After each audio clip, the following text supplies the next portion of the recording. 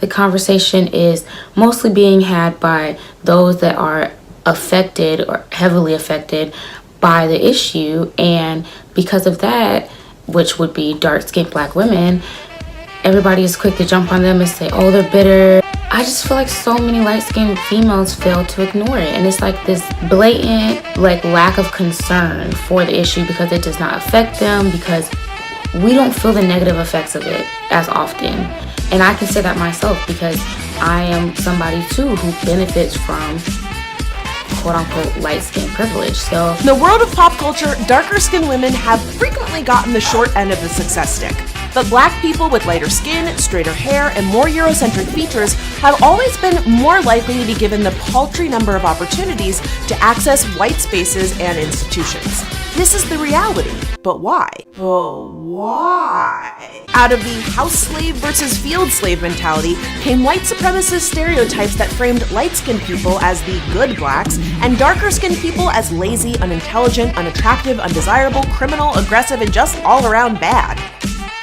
Now, while the skin tone hierarchy known as colorism is a byproduct of white supremacy, it's not just a white thing. There have been numerous examples of black people in the media perpetuating the idea that lighter is better. The popular 90s sitcom Martin, as brilliant as it was, is a shining example of this problem. There's this picture of a couple of rappers. It was like Jay-Z, Diddy, Swiss Beats, somebody else at a table.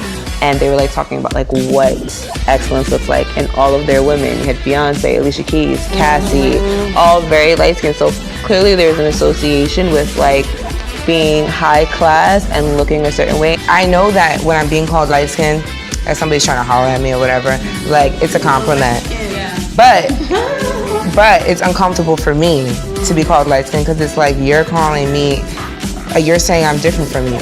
You're saying that I'm not, and you're excluding me from the community. Black women would literally tell me this. You're cute to be dark skinned. You're cute to be dark. I usually don't talk to dark skinned guys. And this is what was said to me. But I still had love for black women. They were always my first pick. Yo, YouTube, it's Anarchies of Darkness, also known as Sir Killington of Color Struck, and I'm back. I know I say I'm back every single time, but I might be back, I might not. But if YouTube allowed me to gain revenue, I might stay. But I can't gain revenue because I talk about racism, colorism, and social issues. And I like to curse, so I'm not gonna get money. I made this video not to make fun of what was going on, but if anybody knows me, I've been blogging on YouTube since 2009 about colorism. During that time, it was even more taboo to talk about racism and colorism. Me, I was always talking about colorism. You go all the way back. I even interviewed a few people about colorism, documented their experiences on colorism. And I'm just so happy that it's 2009 and I can go on YouTube and just find experiences, studies, media, books, all types of things about colorism. Because when, again, 2009, I couldn't find any of these things. It was taboo. People would make fun of you for being vulnerable about colorism and talking about your experiences with colorism. Because they always thought like, oh, saying I look like a gorilla or I'm burnt black or these things didn't affect me, but they did affect the people around you. And I'm happy that we now have evidence and more people coming forward about colorism, and not only colorism, light skin privilege. Light skin privilege is also a thing that a lot of people don't like to admit exists. Today, I had a little bit of an argument or tiff or disagreement with someone who is a longtime friend, and we've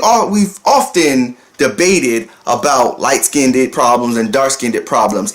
He experienced getting tortured by someone, an elder in his family, because he was light-skinned. Me, I had the opposite. My step family did to me what his elders did to him. They tortured him. They tortured me and my sister. And it sent me down this path to discovering colorism and all types of things. With that said, I'm thinking on doing more interviews with people about colorism. This particular guy, he thinks that colorism is like an agenda to breed hatred of light-skinned people, which is simply not true. It's dark-skinned people and light-skinned people talking about their experiences with colorism. But more times than not, darker people are treated like boo-boo compared to lighter skinned people. They're treated like a treat. They're treated like they're smart. They're treated like they're intelligent.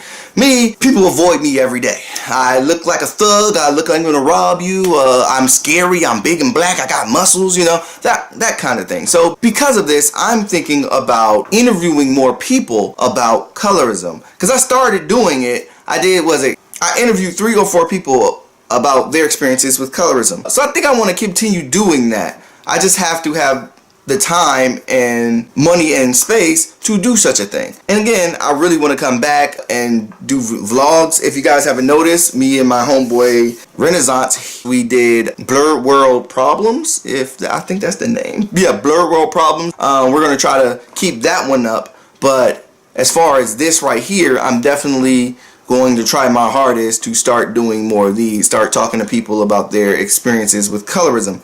Because I just think that that's important, that finding these experiences and putting them up in a place where other people and the next generation who deal with these things can see that they're not the only ones. Because again, I'm proud to find that I already knew I wasn't the only one. I had a sister who dealt with it, but it just makes me happy to see that there are other people talking about colorism and it's not as taboo as it was before, and that having melanin is becoming more and more prideful, whereas when I was growing up, you know, you stay out of the sun, those things, you know.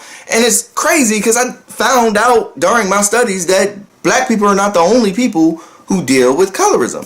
So I just think it's amazing, and I'm so happy that there is content in media and stories and experiences and all of these things that are easily, and studies and statistics, studies that validate my feelings. So hopefully we can finish. And yeah, these freaking studio lights are hot as hell. So yeah, I'm kind of glistening. Yeah. All right, deuces.